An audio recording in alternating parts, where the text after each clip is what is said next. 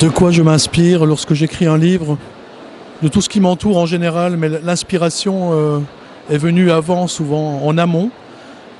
J'adore, je suis assez contemplatif, donc je fais l'éponge, j'observe les gens, j'observe les choses, et au moment où j'écris, j'appuie sur l'éponge et ça sort. Donc je peux m'inspirer de tout, de ma vie, de ce que je vois, de la nature, de mon travail, et ensuite, au moment où j'écris, je me sers de certaines choses que j'ai réussi à capter à un moment donné. Mais j'ai pas de l'inspiration précisément, elle vient. Il faut réussir. Souvent, j'essaye de faire le vide et de laisser courir l'imaginaire, et c'est comme ça que les idées arrivent, souvent.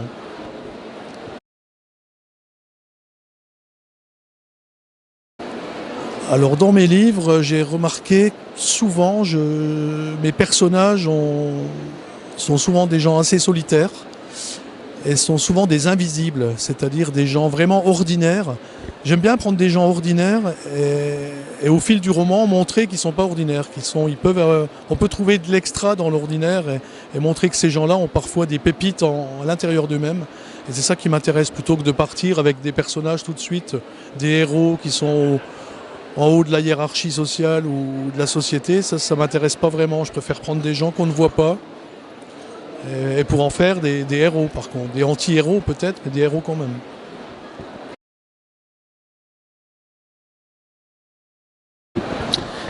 Qu'est-ce que je préfère dans le statut d'écrivain?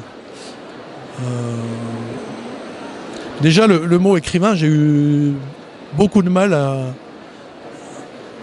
à me l'approprier. J'ai encore du mal à dire que je suis un écrivain. Je ne sais pas pourquoi. Moi, je raconte des histoires, je m'amuse à faire des histoires. Bon, maintenant que mes livres sont publiés, maintenant que j'en suis au 3e, j'arrive à me dire écrivain, hein, j'assume ce mot. Mais c'est vrai que ça apporte... Surtout, c'est les autres. Quand vous dites que vous êtes écrivain, il se passe quelque chose, il y a une aura soudain qui vous entoure. Alors que, j'ai envie de dire, on est des gens comme les autres. Mais c'est vrai que ce statut d'écrivain vous donne une importance, c'est pas le mot, mais vous donne un habillage dans les yeux des autres. C'est assez étrange.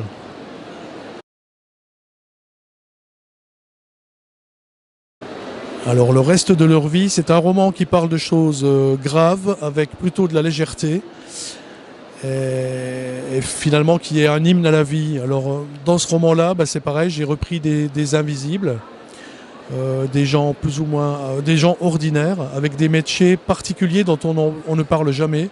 C'est un jeune homme qui est thanatopracteur. Alors un thanatopracteur, c'est quelqu'un qui embaume les corps, les défunts.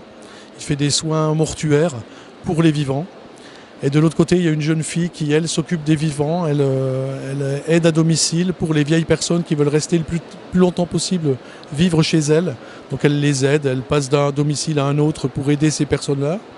Et pour faire se rencontrer ce jeune homme qui s'occupe des morts et cette jeune fille des vivants, j'ai mis entre les deux un vieux monsieur, un mort-vivant, qui est un très vieux monsieur, qui arrive en fin de vie et qui va les embarquer dans une aventure, dans un road trip dont on suppose l'issue évidente et qui ne sera pas du tout celle qu'on pense.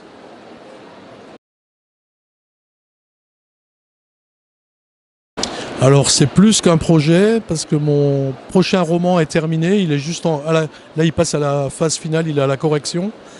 On cherche la couverture, le titre est défini, ça y est, mais il va sortir au mois de janvier 2018. Donc j'ai un nouveau bébé qui va arriver et je suis très content. J'ai hâte comme à chaque fois, j'ai hâte de l'avoir dans les mains et d'avoir la concrétisation de plein d'idées, de plein de choses qui vont se retrouver dans ce petit livre. Comme à chaque fois, c'est toujours émouvant et il va sortir au début d'année 2018.